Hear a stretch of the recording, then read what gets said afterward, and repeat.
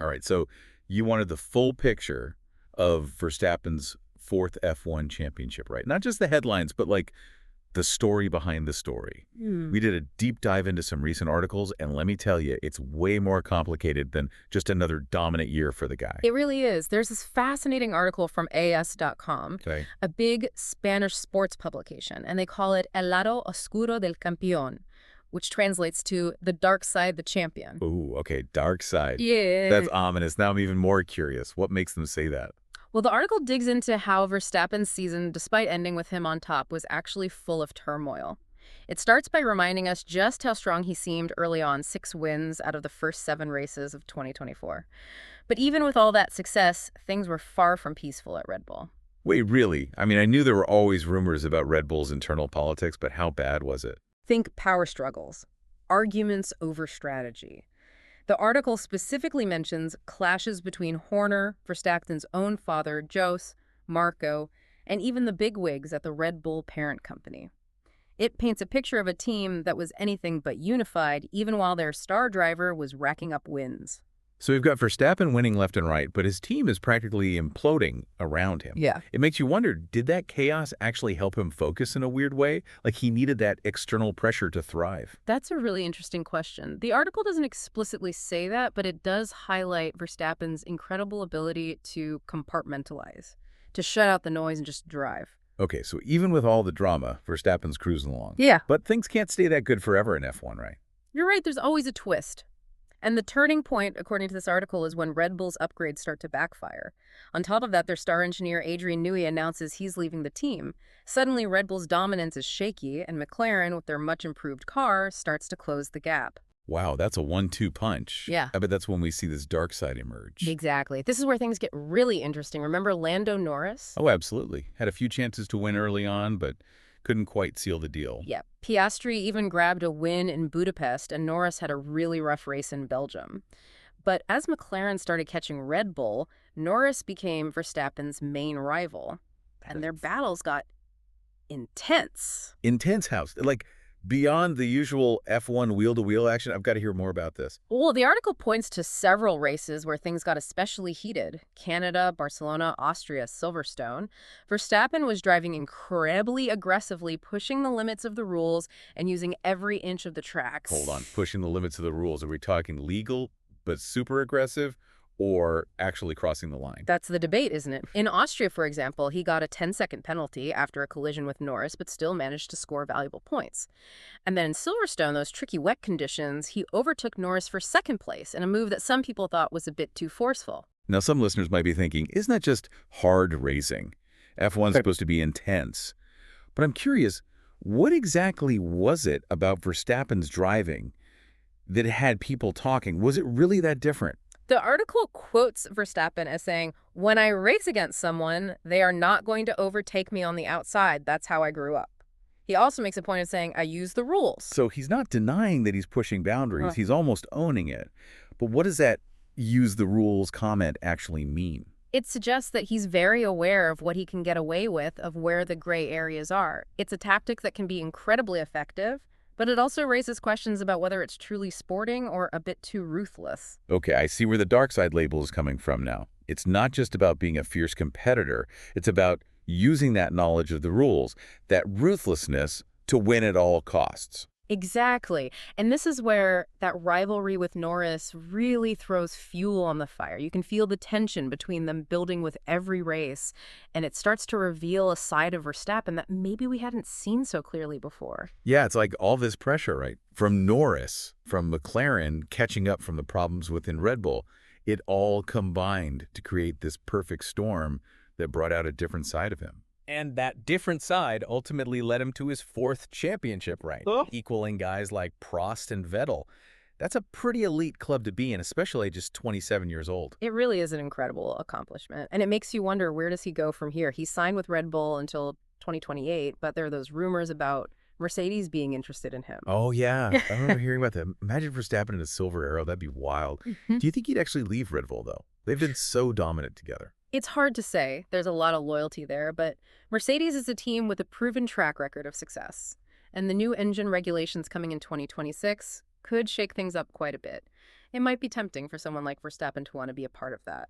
So even with all the drama and this dark side stuff, he's still the most sought-after driver in F1. But what about Norris? How did he react to all of this? Well, there's this interesting quote from Norris in The Telegraph. He says that even Verstappen couldn't have won the championship this year if he'd been driving for McLaren. He basically argues that Red Bull's early advantage was just too big to overcome. So even though Verstappen won the title, Norris still thinks McLaren had the better car. That's some serious confidence or maybe a bit of gamesmanship. It definitely adds another layer to their rivalry. What do you think fueled Norris's perspective? It could be a combination of things. Maybe he genuinely believes it, or maybe it's a way of motivating himself and his team for next season. Or perhaps it's a bit of both. Either way, it shows that he's not intimidated by Verstappen's success and that he truly believes he can beat him. Okay, so let's zoom out for a second and recap what we've learned about this dark side of Verstappen. Yeah. It's not just about him being aggressive on the track, is it? There's a deeper layer there. Exactly. It's about this absolute determination to win, this ability to shut out distractions and focus on the task at hand, even when things are chaotic around him. It's about that willingness to push the limits of the rules, to exploit every possible advantage. It's almost like he's got this switch he can flip. When things get tough, when he's under pressure, that's when this ruthless edge comes out. And that's what makes him such a fascinating competitor. He's not just relying on raw talent. He's got this incredible mental toughness, this almost gladiatorial spirit that drives him to succeed. And that's what this AS.com article really digs into, how this dark side might be a necessary part of what makes him a champion. I'm starting to see that. The early dominance, those back-to-back championships, they might have made it look easy. But this season, with McLaren breathing down his neck and the drama within Red Bull, it forced him to dig deeper to find another level. Right, and that's what makes this championship even more impressive. It wasn't just about driving a faster car. It was about mental resilience, adaptability, and yes, a bit of that ruthlessness. He had to overcome obstacles that went far beyond just driving fast.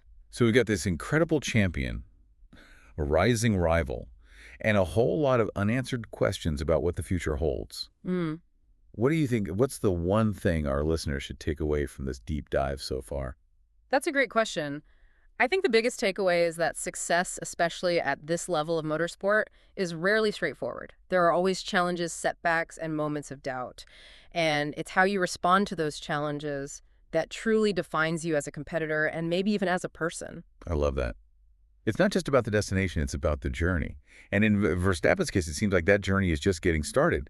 But what does that journey even look like? Is this dark side going to be his secret weapon, or will it end up causing him trouble down the line? Yeah, that's the million-dollar question, isn't it?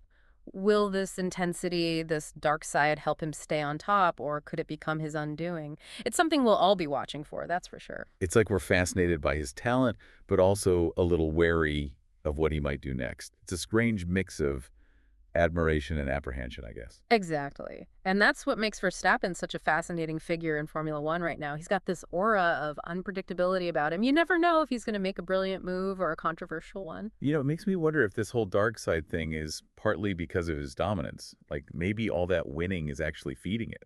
Oh, now that's an interesting thought. Tell me more. Well, when you're winning, constantly breaking records, everyone's praising you. It's got to be hard to stay grounded, right? You almost start believing your own hype. That's a good point. Success can definitely inflate your ego, make you less willing to listen to criticism, less open to compromise. Right.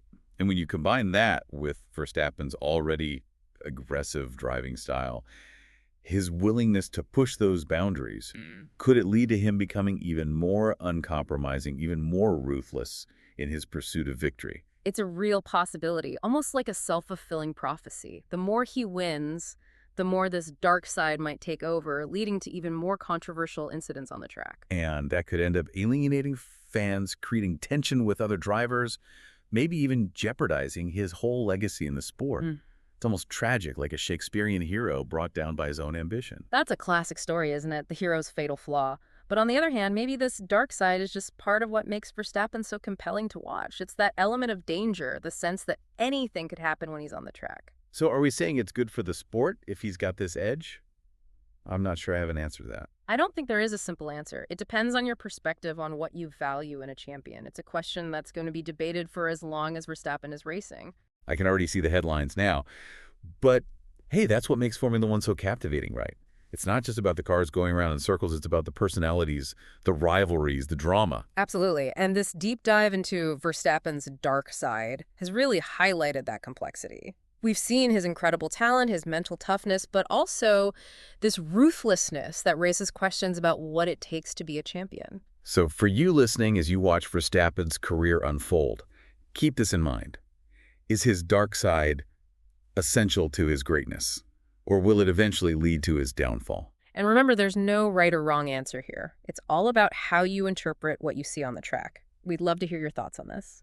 This has been a fascinating deep dive, and I think we've all learned a lot about Verstappen, about Formula One, and maybe even about the nature of competition itself. Thanks for joining us.